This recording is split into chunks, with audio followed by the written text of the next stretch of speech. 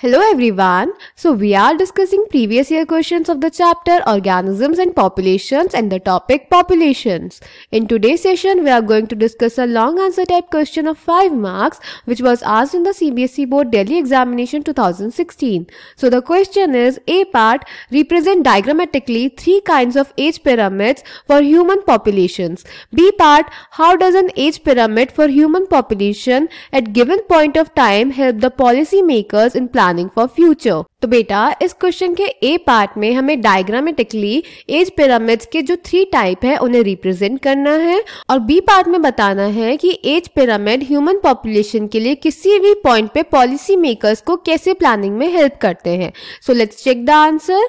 तो बेटा A part में हमें तीनों एज पिरामिड को डायग्रामेटिकली रिप्रेजेंट करना था। तो बेटा एज पिरामिड में सबसे नीचे बेस पे हम दिखाते हैं प्री रिप्रोडक्टिव ऑर्गेनिजम्स, फिर मिडिल में हम दिखाते हैं रिप्रोडक्टिव ऑर्गेनिजम्स और टॉप पे हम दिखाते हैं पोस्ट रिप्रोडक्टिव ऑर्गेनिजम्स। तो बेटा 3 टाइप के एज पिरामिड होते हैं, expanding, stable and declining. Expanding type में प्री रिप्रोडक्टिव ऑर्गेनिजम्स का नंबर सबसे ज्यादा होगा, उससे कम होगा रिप्रोडक्टिव का और सबसे कम होगा पोस्ट रिप्रोडक्टिव का, तो इसकी ट्रायंगुलर शेप आ जाएगी। देन बेटा स्टेबल टाइप में रिप्रोडक्टिव और प्री रिप्रोडक्टिव ऑर्गेनिजम्स का नंबर ऑलमोस्ट इक्वल होता है और उनसे थोड़ा सा कम होता है पोस्ट रिप्रोडक्टिव ऑर्गेनिजम्स का। क्लियर? फिर डिक्लाइनिंग में बेटा जो रिप्रोडक्टिव होंगे उसका नंबर सबसे ज्यादा होगा और प्री रिप्रोडक्टिव और पोस्ट रिप्रोडक्टिव उससे कम होंगे, तो ये अनशेप्ड होता है। क्लियर? देन बेटा बी पार्ट में हमें बताना था कि एज पिरामिड ह्यूमन पॉपुलेशन के लिए पॉलिसी मेकर्स को प्लानिंग में कैसे हेल्प करते हैं।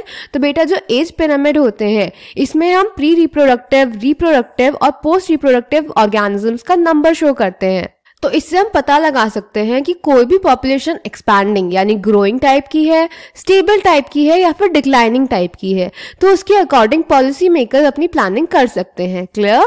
सो answer B is, since age pyramid shows the comparison between the number of pre reproductive, reproductive and post reproductive organisms, it will help the policy makers in planning the future by determining whether the population is expanding type, stable type or declining type. So I hope this question is clear to you. Thank you.